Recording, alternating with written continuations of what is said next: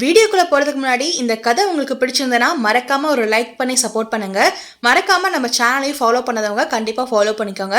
பக்கத்துல இருக்க பெல் ஐக்கனை கிளிக் பண்ணீங்கன்னா தான் நான் ஒவ்வொரு டைம் ஸ்டோரி போடும்போது உங்களுக்கு நோட்டிபிகேஷன் இமிடியேட்டா வரும். அண்ட் ஒவ்வொரு எபிசோட் போடும்போதும் கமெண்ட் பண்ணி லைக் பண்ற எல்லாருக்குமே ரொம்ப ரொம்ப ரொம்ப நன்றி. இப்ப வாங்க வீடியோக்குள்ள போகலாம். கோவில் மணி யோசையும் தெருவில் பக்தி பாடல்களும் ஒரு புறம் ஒலிக்க, தேநீர் கடையில் ஆவி பறக்க, டீ கொதிக்க, வயலுக்கு செல்வோர் தூக்குச்சட்டியில் உணவை எடுத்துக்கொண்டும் அறக்க பறக்க வந்த பேருந்தில் ஏறிக்கொண்டு வேலைக்கு பயணம் செய்யும் அன்றாட மக்களின் பரபரப்பான திங்கட்கிழமையின் காலை அது. வீட்டில் கீதா இல்லாததால் அவளின் அளப்பறை இல்லாது வீடு அமைதியாக இருந்தது.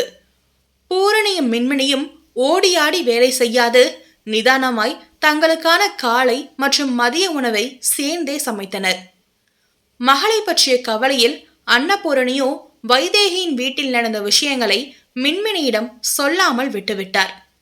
அதனால் காரிகை அவளோ இன்னமும் ஆரியன் வேறொருத்தின் கணவன் என்ற எண்ணத்தை மனதில் உருப்போட்டு கொண்டு அவளின் என்றும் வாடாத காதலை மனதிலே வைத்து பூஜித்து கொண்டும் தன் வாழ்க்கையை ஓட்ட வேண்டும் என்ற கட்டாயத்தில் வேலைக்கு கிளம்பிக் கொண்டிருந்தாள். ஆரியன் இந்நேரம் அவன் ஊரில் இருப்பான் என்ற ஆறுதலில் இருந்தாள் மின்மினி. ஏனெனில் அவன் இல்லாது கூட இந்த தனிமையையும் வழியையும் கடந்து விடுவாள். ஆனால் அவனை அருகில் வைத்துக்கொண்டே ஆரியனை மறப்பதும் கடந்து போவதும் அத்தனை எளிதில்லை அல்லவா? ஆனால் இப்பாவைக்கு யார் சொல்வது? காலன் அவனோ இவளை வைத்து செய்யவே இங்கேயே டென்ட் போட்டு தங்கியுள்ளான் என்பதை.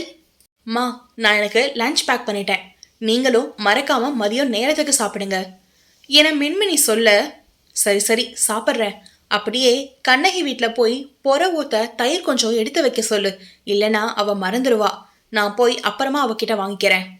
சரிம்மா என சொல்லிவிட்டு தன் பேக்கை எடுத்துக்கொண்டு வெளியே வந்தாள் மின்மினி. இங்கே கல்யாண சுந்தரம் வீட்டில் கண்ணகியோ காலை சமையலாக உப்புமாவை சற்று காய்கறி தூக்கலாக போட்டு சமைத்து அதை அனைவருக்கும் பரிமாறுகையில் கணவன் மற்றும் மகனின் முறைப்பை கிடப்பில் போட்டுவிட்டு தானும் உண்டுவிட்டு மதிய சமையலுக்கான வேலைக்கு தேவையான காய்களை எடுத்துக்கொண்டு கூடத்தில் வந்தமர்ந்து டிவியை ஆன் செய்து அதை பார்த்தபடியே காயை அறிந்து கொண்டிருந்தார். ஏற்கனவே உப்புமாவை தின்ற கடுப்பில் இருந்த சங்கரனோ வெளியே சென்று ஒரு டீயை குடித்துவிட்டு வீட்டுக்கு வந்தார். வந்தவர் டிவியில் சமையல் நிகழ்ச்சி ஒன்று ஓடிக்கொண்டிருப்பதை பார்த்து டென்ஷன் ஆனார். செய்யறது உப்புமா, இதுல சமையல் நிகழ்ச்சி ஒண்ணுதான் கேடு, அதுலயும் வெளிநாட்டு சமையல் குறிப்பு வேற, இவளுக்கு எவ்வளோ எகத்தால இருக்கணும் என தன் மனதிற்குள் மட்டுமே கண்ணகியை திட்டும் பாக்கியம் பெற்றவர் மெதுவாக ரிமோட்டை எடுத்து சேனலை மாற்றினார். சேனலில் சரத்குமார் எகிரி குதித்து எல்லாம் சண்டை போட்டு கொண்டு இருக்க, இங்கே கண்ணகியோ பார்வையிலே சங்கரனை வதம் செய்து கொண்டிருந்தார். அவரிடம் இருந்த ரிமோட்டை பிடுங்கி மீண்டும் சமையல் நிகழ்ச்சியை கண்ணகி போட்டார். அடியே, ஒழுங்கா அந்த படத்தை போடு. முடியாது, துரை என்ன பண்ணுவீங்க? ஓஹோ, அதையும் பாத்துக்கிறேன். என்ன குரல் உசருது? பாத்துக்கிறேனா? என்ன பாத்துக்கிறேன்? உருமினார் கண்ணகி.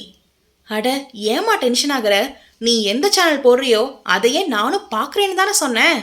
என்ன அப்புறம் மறைச்சு பாருமா, அங்க பாரு, அவன் என்னமோ பச்சை கலர்ல ஊத்துறான் என சங்கரன் அந்தர்பல்ட்டி அடித்து பின்வாங்கினார். அவரிடம் சிலுப்பிக்கொண்டு டிவியை கண்ணகி மீண்டும் பார்த்த நேரம் மின்மினி அங்கே வந்தாள். அடடே வாமினி, என்ன வேலைக்கு போற நேரத்துல இங்க வந்திருக்க என கண்ணகி விசாரிக்க, அம்மா உங்களை பொறைக்கு தயிர் கொஞ்சம் எடுத்து வைக்க சொல்லி சொன்னாங்க என அவள் சொல்ல, அட ஆமா, நேத்தே சொன்னாங்க, நான் தான் இந்த மனுஷன் பண்ண அலப்பறையில மறந்தே போயிட்டேன். சரி கண்ணு, நான் எடுத்து வைக்கிறேன், நீ வேலைக்கு பார்த்து போயிட்டு வா என சொல்லி அவளை அனுப்பி வைத்தார் கண்ணகி. மின்மினி தான் வேலை பார்க்கும் கடைக்கு வந்து சேர்ந்தாள். அவள் தோழி கவிதாவோ, வாங்க மேடம், லீவெல்லாம் எப்படி போச்சு? நீ நம்ம மேடம் வீட்டுக்கு தானே போன? நான் சொன்ன அந்த ஹேண்ட்ஸம் மேனை பாத்தியா? நேர்ல எப்படி இருந்தாரு? எப்போ கல்யாணமா என விடாத அடைமலை போல் தொடர் கேள்வி கேட்டாள் கவிதா. அவள் மறக்க நினைக்கும் நிகழ்வொன்றை இவள் மீண்டும் ஞாபகப்படுத்தினால் பாவம் அவளும் தான் என்ன செய்வாள்? ஆரியன் தன்னவன் இல்லை என்பதை ஏன் இந்த சூழலும் சுற்றியுள்ள மனிதரும் ஏன் எனக்கு நினைவூட்டிக் கொண்டே உள்ளனர் என்று ஆதங்கம் கொண்டாள் தாரகை அவள். ஏய், என்னடி எதுவும் பேசாம அமைதியா இருக்க? சரி விடு, நீதான் பெண் புத்தராச்சே, அவரை பார்த்தாலும் நீ என்ன ரசிச்சு உருகவா போற? உன்கிட்ட இதை கேட்டது ஏன் தப்புதான் என அவளே ஒரு முடிவுக்கு வந்தாள் கவிதா. கவிதாவின் கூற்றை கேட்டு மின்மினிக்கு விரக்தியில் சிரிப்புதான் வந்தது. கட்டழகன் அவனை தழுவிய காற்றும் காதலுற்று மீண்டும் மீண்டும் அவனை தழுவ ஆசை கொள்ளும். அப்படி இருக்கையில் அவன் மேல் காதல் பித்தம் கொண்ட காதலி இவளோ எங்கனம் அவனை ரசிக்காமல் இருப்பாள்? ஆரியனின் இரு விழிகளை கொண்டு அச்சூரியனுக்கும் வெளிச்சம் தரலாம். அவனின் அசைந்தாடும் சிகையைக் கண்டு கடல் அலையும் மையல் கொள்ளும். ஆனவனின் கூரான மூக்கில் வழுக்கி விழுந்த பாவை இவளோ மையம் கொண்டது அவனின் செந்தூர இதழ்களில். அது இதழா இல்லை தேன் கிண்ணமா என்பதை அவனின் காதல் ராணி இவள் மட்டுமே அறிவாள். ஆரியனின் இதய துடிப்பை கொண்டு 8 ஸ்வரமும் இவள் இயற்றிடுவாள். அவனின் கட்டுடல் மேனியை ஆறத் தழுவி ஆராதனை செய்து அணுவணுவாய் ரசிக்கும் இவளை போய் பெண்புத்தர் என்று சொல்லிவிட்டு போகிறாள் பேதை அவள். மின்மினி ஆரியனை எண்ணி அவளின் தனி உலகில் சஞ்சரித்துக் கொண்டிருந்தாள். காதலனை நினைத்தாலே சுற்றும் மறந்து போய்விடுகிறது காதலிக்கு.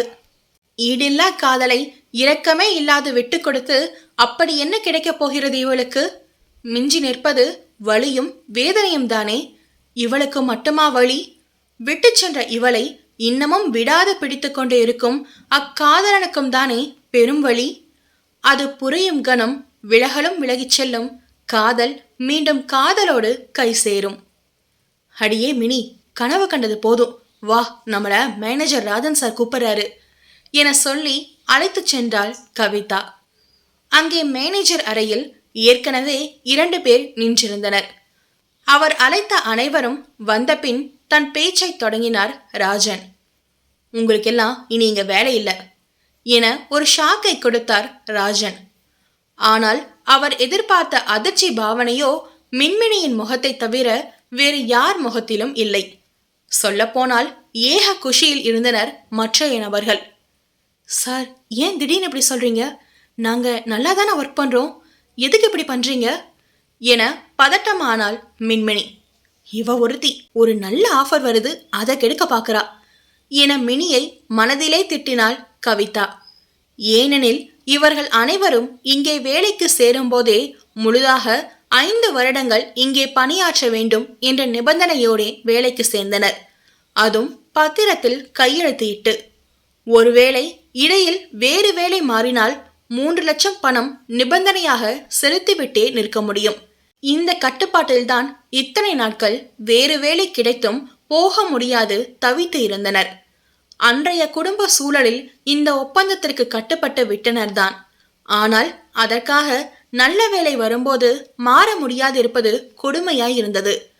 அதனால்தான் இவர்களே வேலை இல்லை என்று சொன்னதும் இத்தனை மகிழ்ச்சி. எப்படா இங்கிருந்து போவோன்னு வெயிட்டிங்ல இருப்பீங்க போல என ராஜன் மின்மினியை தவிர்த்து மற்றவரை கேள்வி கேட்க, சாரே, அதான் வேலை இல்லைன்னு சொல்லிட்டீங்கள, நாங்க கிளம்புறோம், காய்ஸ் வாங்க, நம்ம அண்ணாச்சி கடையில இன்னைக்கு ஏன் ட்ரீட்டு என சொல்லி கவிதா முன்னை செல்ல மின்மினியோ கையை பிசைந்து கொண்டு நின்றிருந்தாள். டிகிரி சர்டிபிகேட் இல்லாது அவளாலும் வேறெங்கும் வேலைக்கு செல்ல இயலாதே. ஏமா கவிதா, கொஞ்சம் பொறு, நான் இன்னும் முழுசா சொல்லி முடிக்கல. சீக்கிரம் சொல்லியா? இனி இங்கே வேலை செய்ய வேண்டாம் என்ற தைரியத்தில் இப்படி பேசினாள். அதில் முறைத்த ராஜன், இங்கதான் வேலை இல்லைன்னு சொன்னேன், ஆனா நம்ம கடையோட மெயின் ஷோரூம் அண்ட் ஆஃபீஸ் திருச்சியில 2 இருக்குல்ல, அங்கதான் இனி உங்களுக்கு வேலை. நீங்க அங்க போனதுக்கு அப்புறம் உங்க குவாலிஃபிகேஷன் வச்சு வேலையை பிரிச்சு கொடுப்பாங்க. இங்க என்ன ஜாப் ரூல்ஸோ அது அங்கேயும் ஃபாலோ ஆகும். நீங்க இப்பவே அங்க போகலாம். யார் யாருக்கு எங்க வேலைன்னு அங்க ஸ்டாஃப் பிரிச்சு கொடுப்பாங்க. சீக்கிரம் கிளம்புங்க. அண்ட் மிஸ் கவிதா, அண்ணாச்சி கடையில ட்ரீட் வைக்க காசு இருக்குன்னா அந்த செட்டில்மெண்ட் அமௌண்ட்டையும் கொடுத்துட்டு நீ வேலையை விட்டு நினைக்கலாம் என ஒரு கொட்டு வைத்தார் ராஜன். எது, நான் எப்ப வேலையை விட்டு போறேன்னு சொன்னேன்? வேஸ்டா பேசிட்டு இருக்காம திருச்சி அட்ரஸ் தாங்க சார், நாங்க கிளம்புறோம் என கவிதா பின்வாங்கினாள். அது அந்த மரியாதை இருக்கணும் என சொல்லி அட்ரஸை தந்தார். மின்மினிக்கு இப்போதுதான் சற்று நிம்மதியாக இருந்தது. ஆனால் இன்னும் சற்று நேரத்தில் அவள் நிம்மதி பறிபோகப் போவதை அவள் அறியவில்லை. அதே சமயம் இந்திராவின் குடும்பத்தினர் அவர்கள் வீட்டிற்கு சென்று விட்டனர். அங்கே வசந்தா கொளுத்தி போட்ட வெடியில் சரவெடியாய் வெடிக்க காத்திருக்கிறாள் பூஜா. மின்மினி கவிதாவுடன் இணைந்து மற்றைய நபர்களும் திருச்சியை வந்து அடைந்தனர். அவர்கள் அனைவரும் விஜயனின் அலுவலகத்திற்கு வந்திருந்தனர். ஆண்களுக்கு நகரின் முக்கிய இடத்தில் வேலையும் பெண்களுக்கு அலுவலகத்திலும் வேலையை பகிர்ந்து அளித்தனர்.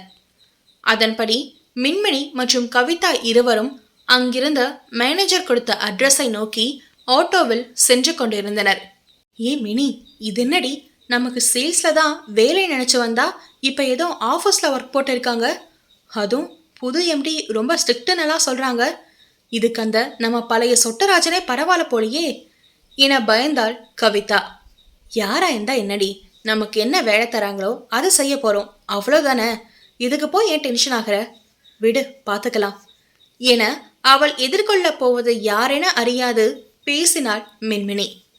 என்னமோ போடி, என்னையும் உனையும் பிரிக்காம ஒரே இடத்துல வேலைக்கு போட்டாங்களே, அதுவரை எனக்கு சந்தோஷம்தான் என உற்சாகமானாள் கவிதா. அவர்கள் இறங்கும் இடம் வந்ததும் ஆட்டோ நின்றது. நகர இரைச்சலில் இருந்து விடுபட்டு சற்று உள்தள்ளி அமைந்திருந்தது அந்த அலுவலகம். ஏவி ஃபேஷன் ஹவுஸ் என்ற தங்க நிறத்தில் மின்னிய பதாகை அவர்களை வரவேற்றது.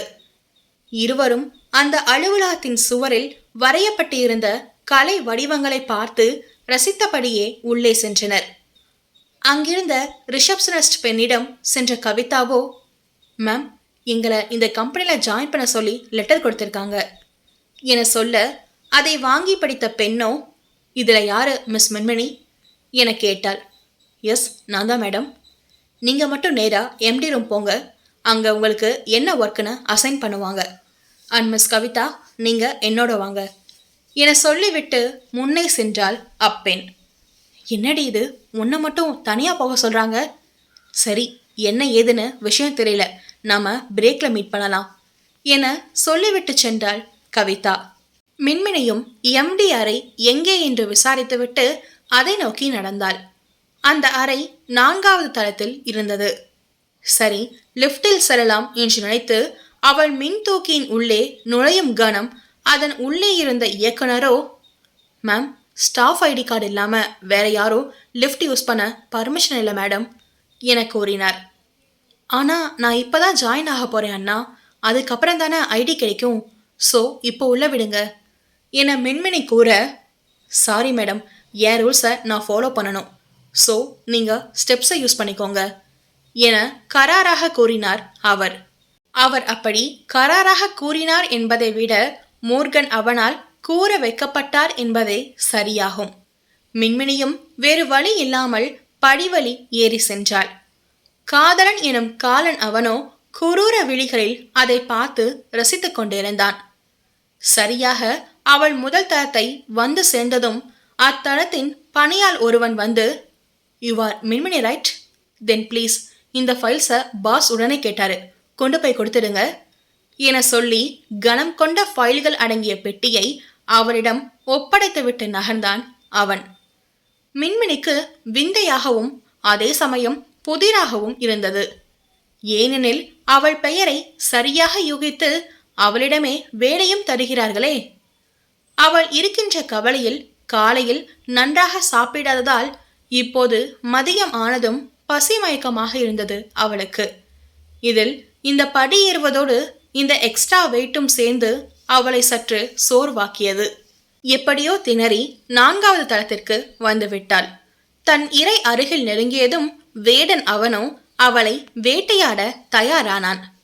களைப்பில் இருந்தவளோ எம்டி என்ற பெயர் பலகையை கூட பார்க்காமல் கதவை தட்டி உள்ளே வர அனுமதி கேட்டாள். எஸ் கமின் என்ற கம்பீர குரல் அவள் செவியை தீண்டியதும் பெண்ணவளின் தேகம் எங்கும் சிலிர்த்து அடங்கியது.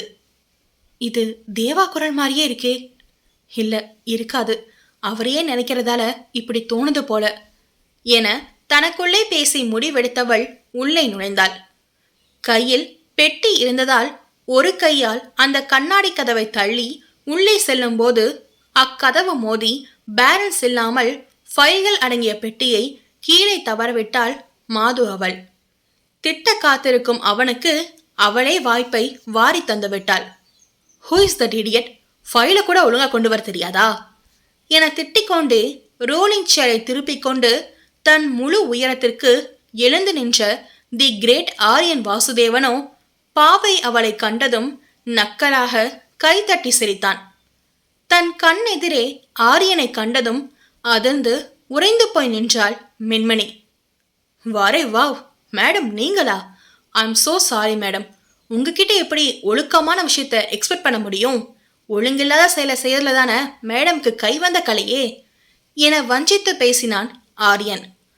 அவனின் பேச்சில் தன்னிலை மீண்டவளோ தன்னவனின் கூற்றின் பொருள் உணர்ந்து அவனை முறைத்தாள். என்னடி முறைப்பு? ஒழுங்கா ஃபைல் எடுத்து என் டேபிள்ல வை என ஆரியன் கட்டளையிட்டான். ஆனால் அதை செய்யாதவளோ, இங்க நீ என்ன பண்ற என மடமையாய் கேள்வி கேட்டாள் மின்மினி. என்னடி உரிமையா நீன்னு சொல்ற? மரியாதையா பேசு, இல்ல பேசுற வாய்க்கு தண்டனை வேற மாதிரி இருக்கும். மைண்டட். அண்ட் என் ஆஃபீஸ்லேயே வந்துட்டு என்னையவே கேள்வி கேட்குற? ஒழுங்கா ஃபைல் எடுத்து அடுக்கி டேபிளை வச்சுட்டு வந்து நெல்லு. இனிமேல் தான் உனக்கு நிறைய டாஸ்க் இருக்கு. டூ இட் ஃபாஸ்ட் என சொல்லிவிட்டு தன் இருக்கையில் சென்று அமர்ந்தான் ஆரியன் வாசுதேவன்.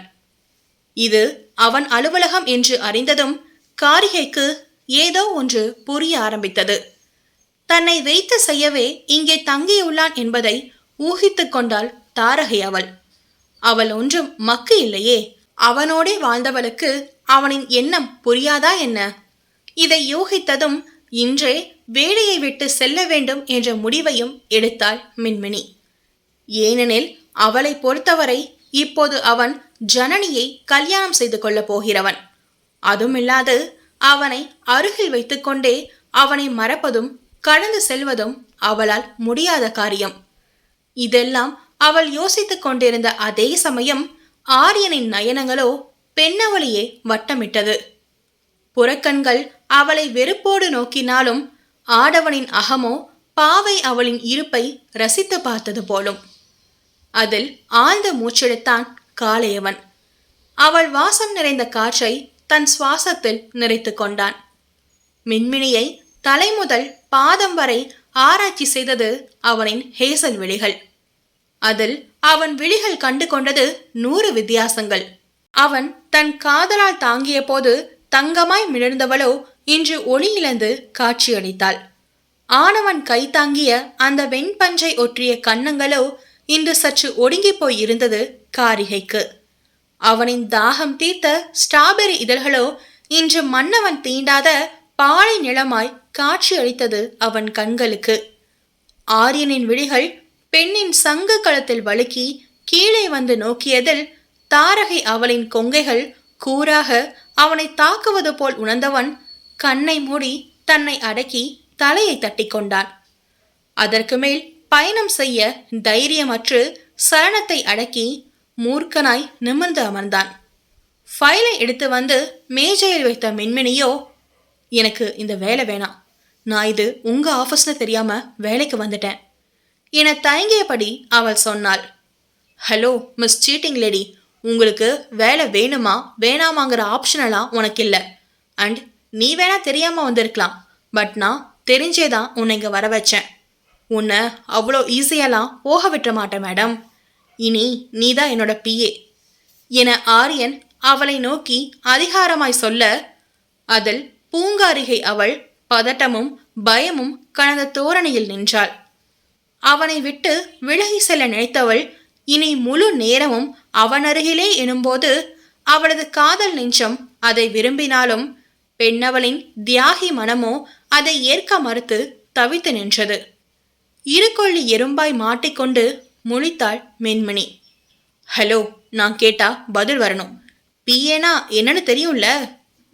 இனி தப்பிக்க வழி இல்லை என்று உணர்ந்தவள் இந்த வேதனையையும் ஏற்க தயாராகி பதில் கூறினாள். பர்சனல் அசிஸ்டன்ட் என மின்மினி சொல்ல, இலக்கார புன்னகையை இதழ்களில் தவள விட்டவனோ, அது மற்றவங்களுக்கு, உன்னை பொறுத்தவரை பிஏனா பர்சனல் அடிமை, யூ காட் இட் என கேட்டான் ஆரியன் வாசுதேவன். கண்களை இறுக மூடி திறந்த பெண்மையோ புரிந்தது என்று தலையாட்டினாள். Okay, let's start. உன்னோட இந்த இத்து போன ட்ரெஸ்ஸை ரிமூவ் பண்ணிடு. What? Mind your words mister. எகிரினாள் பெண் வேங்கை அவள். அவளின் கோபத்தில் இவனோ சுவாரஸ்யமானான். ஹலோ டியர்ஸ், இந்த எபிசோட் எப்படி இருந்துச்சுன்னு மறக்காம கமெண்ட்ல சொல்லுங்க. அடுத்த எபிசோட் வியாழக்கிழமை வரும். தேங்க்யூ.